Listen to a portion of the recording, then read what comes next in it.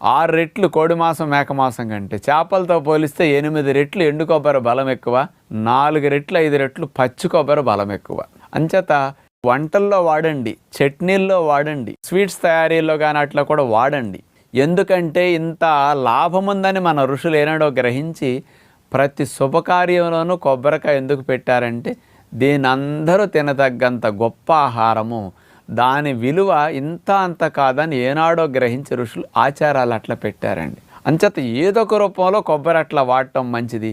ఎవరికైతే పిల్లలు బలహీనంగా ఉన్నారో, కండ పట్టాలనుకుంటారో, ఎక్కువ శక్తి కావాలనుకుంటారో, ఆటలాడేవాళ్ళు కానీ, జిమ్కి వెళ్ళేవాళ్ళు కానీ, అలాంటి వాళ్ళు కానీ, గర్భిణీలు కానీ, బాలింతలు కానీ, తెలివితేటలు పెరగాలనుకునేవారు, మేధాశక్తి పెరగాలనుకునేవారు, ఇలాంటి వారందరికీ పచ్చి కొబ్బరి ఒక అద్భుతమైన ఆహారం. అందుకని ముప్పేట కాయ అంటారు.